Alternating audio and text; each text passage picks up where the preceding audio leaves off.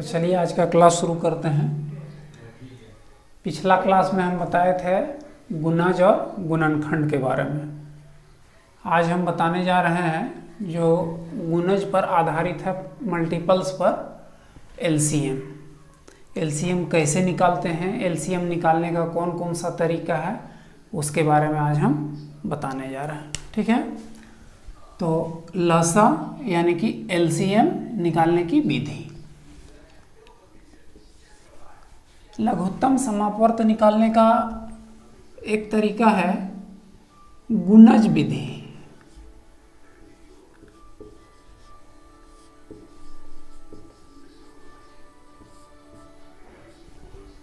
Multiples method. जैसे अगर हमको निकालना है 12 और 18 का एलसीएम।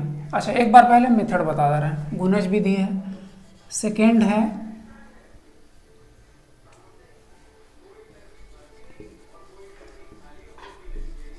अभाज्य गुणनखंड विधि, प्राइम फैक्टराइजेशन मेथड। तीसरा है सार्वविभाजन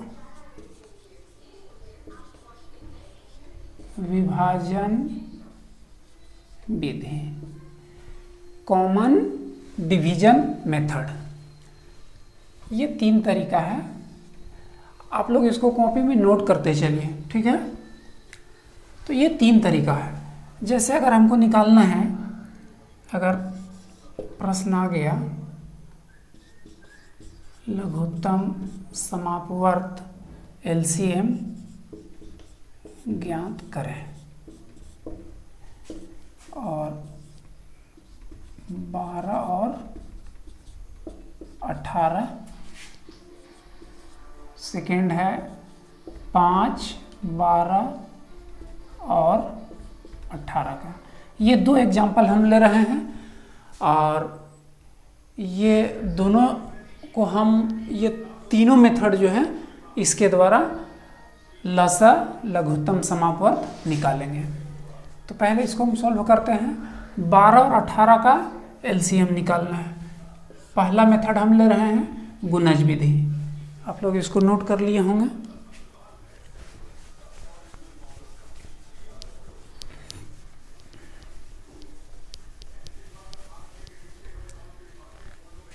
गुणज विधि से हम निकालते हैं 12 और 18 का एलसीएम।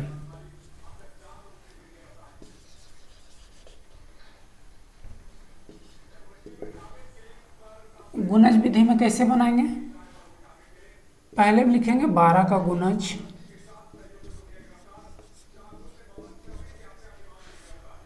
गुणज हम पहले ही बता चुके हैं गुणज क्या होता है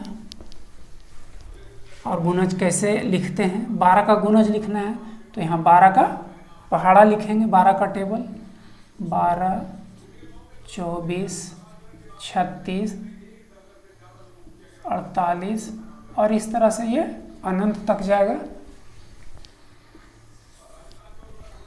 इन्फिनाइट तक जाएगा। फिर हम 18 का गुणज लिखेंगे। 18 का गुणज इक्वल टू 18, 54, 72, 90, इस तरह से ये अनंत तक जाएगा। हमको निकालना क्या है? लस, लघुत्तम समापवर्त। इंग्लिश में बोलते हैं लोवेस्ट कॉमन मल्टीपल। ठीक है, लोवेस्ट कॉमन मल्टीपल, ये इंग्लिश वाला नाम आप लोग याद रखिएगा तो बहुत आसान रहेगा, क्योंकि इंग्लिश में हर जगह यही मिलेगा एलसीएम, लेकिन हिंदी में कहीं लघुत्तम समापवर्त तो कहीं लघुत्तम सार्वगुणज, इस तरह से मिल सकता है, अलग अलग नाम। तो इसको याद रखिए।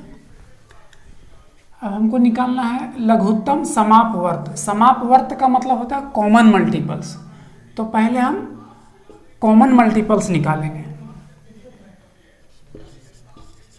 12 और 18 का कॉमन मल्टीपल्स, मतलब सार्वगुणज या समापवर्त भी बोल सकते हैं इसको। सार्वगुणज निकालेंगे। सार्वगुणज का मतलब क्या होता है? वैसा गुणज जो 12 का भी गुणज है और 18 का भी गुणज है। तो देखते हैं कौन कौन सा गुणज दोनों में है, एक एक करके चेक करेंगे। 12 का गुणज है 12, यहाँ है 12 नहीं है। फिर है 24 यहाँ है नहीं है। यहाँ है 36, इसमें है 36 है, एक हमको सार्वगुणज मिल गया। फिर आगे है 48 यहाँ है नहीं है, तो इसको और आगे हम लिखते हैं 12 25 60 72, और आगे का गुणज हम लिख दिए। अब देखते हैं मिल रहा है कि नहीं। यहाँ 60 है, यहाँ नहीं है। 72 है, यहाँ भी 72 है। अब हमको 2 सार्वगुणज मिल गया, 2 कॉमन मल्टीपल्स मिल गया, 36 और 72 ये मिला। अगर 12 का गुणज और आगे हम लिखें, 18 का गुणज और आगे लिखें, तो हमको और बहुत सारा सार्वगुणज मिल जाएगा। तो हमको बहुत सारा सार्वगुणज खोजने की जरूरत नहीं है, हमको तो सबसे छोटा सार्वगुणज चाहिए। तो कम से कम 2 मिल गया, रुक जाएंगे हम वहीं। अब जो है सो 12 और 18 का एलसीएम निकालेंगे। 12 और 18 का एलसीएम मतलब लसा, इसको बोलते हैं लघुत्तम समापवर्त। लघुत्तम का मतलब सबसे छोटा, समापवर्त का मतलब होता है सार्वगुणज, कॉमन मल्टीपल्स। सबसे छोटा कॉमन मल्टीपल्स हमको लिखना है। तो अभी 2 मेरे पास कॉमन मल्टीपल्स है, 36 है और 72 है। दोनों में सबसे छोटा कौन है? 36 है। तो यही 36 मेरा लोएस्ट कॉमन मल्टीपल यानी कि एलसीएम हो गया, और जिसको हिंदी में बोलते हैं लसा। यही मेरा लसा निकल गया। ये किस मेथड से हम निकाले हैं? ये निकाले हैं गुणज विधि से। ठीक है। नेक्स्ट मेथड हम क्या बताए थे? अभाज्य गुणनखंड विधि। अब देखिए अभाज्य गुणनखंड विधि से इसको कैसे निकालेंगे, इसको आप लोग नोट कर लीजिए या स्क्रीनशॉट ले लीजिए, बाद में आप लोग नोट कर लीजिएगा। ठीक है, चलिए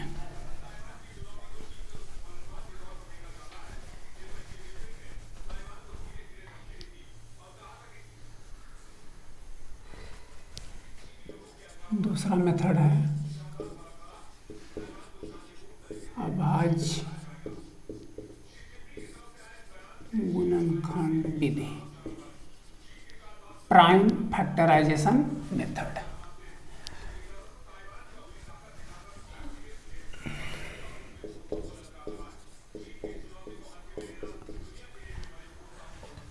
गुणनखंड क्या होता है हम पिछला क्लास में बता चुके हैं, आप लोग पीछे का क्लास देख लीजिएगा। अभाज्य गुणनखंड विधि से हम एलसीएम कैसे निकालते हैं? 12 का अभाज्य गुणनखंड लिखेंगे।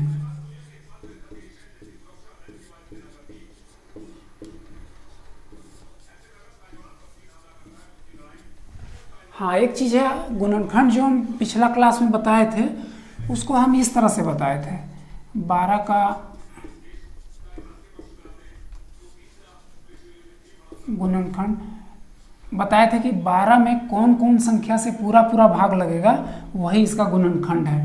1 2 3 इस तरह से बताए थे हम। 4 होगा, 6 होगा, 12 होगा, ऐसा बताए थे। लेकिन यहाँ सारा गुणनखंड है, जो भाज्य है अभाज्य है सारा है। यहाँ थोड़ा सा दूसरे तरीका से हमको लिखना होगा, क्योंकि यहाँ हम अभाज्य गुणनखंड सिर्फ लिख रहे हैं और इसको गुना के रूप में लिखेंगे। कैसे? पहला अभाज्य संख्या हम खोजेंगे जिससे 12 पूरा पूरा विभाजित हो जाता है, जिससे 12 में पूरा पूरा भाग लग जाता है। कौन है?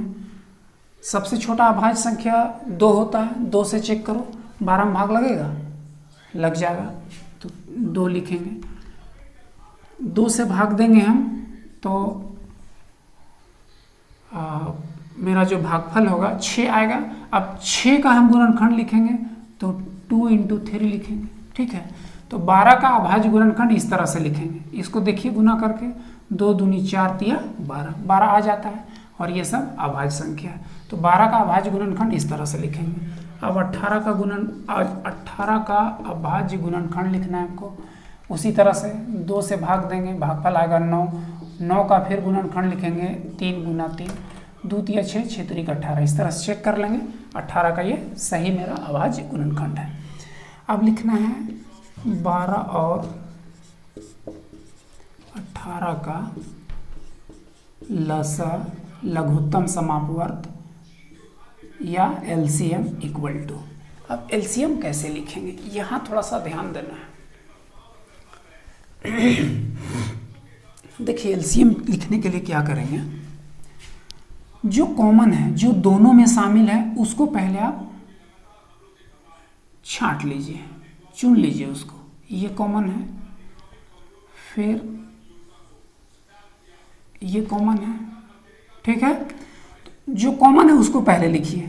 2 दोनों में है, एक बार 2 हम लिख देंगे, इनटू, फिर 3 दोनों में है तो 3 लिख देंगे, ठीक है। उसके बाद जो जो बच गया गुणनखंड सबको लिख दीजिए। यहाँ ऊपर में क्या बचा, 2 बच रहा है, 2 लिख देंगे, इनटू नीचे क्या बचा, 3 बचा हुआ है, 3 लिख देंगे। आ गया समझ में? इसको एक बार फिर हम बता रहे हैं, जो कॉमन है उसको पहले आप चुन लीजिए। 2 दोनों में है, 2 लिख देंगे, 3 दोनों में है, 3 लिख देंगे। अब देखिए 12 के गुणनखंड में क्या बच गया है, 2 तो कॉमन था, 3 कॉमन, 2 बच गया, 1 2, तो 2 को लिख देंगे। फिर नीचे क्या बच गया, 3 बच गया, तो 3 लिख देंगे, ठीक है। तो यही मेरा लसा हो गया, लघुत्तम समापवर्त, सबसे छोटा कॉमन मल्टीपल, सबसे छोटा सार्वगुणज हो गया। इसको अब सिंप्लीफाई कीजिए, 2 तिया 6, 6 दूनी 12, 12 तिया 36, ये 36 हो गया मेरा एलसीएम। पिछला मेथड जो था मेरा गुणज विधि, उसमें भी मेरा एलसीएम आया था 36, ठीक है। ये हो गया सेकेंड मेथड। अब हम बताते हैं तीसरा तरीका।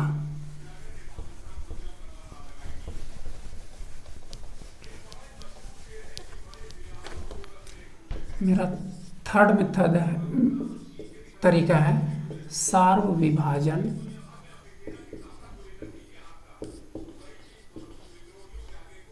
विधि। इंग्लिश में बोलते हैं इसको कॉमन डिवीजन मेथड, ठीक है। और इसका निकालना है 12 और 18 का।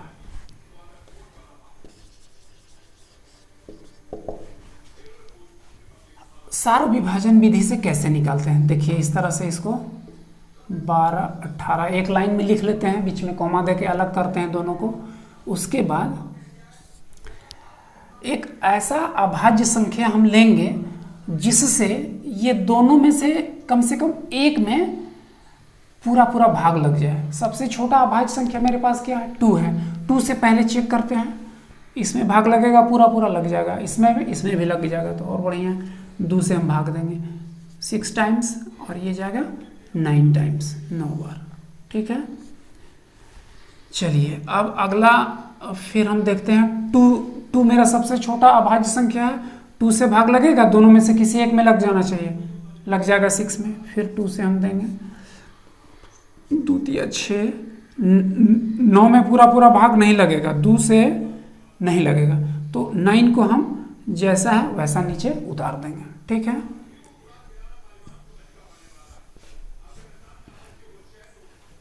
फिर सबसे छोटा अभाज्य संख्या 2 लेंगे, 2 से इसमें भाग लगेगा, नहीं लगेगा, 9 में लगेगा, नहीं लगेगा।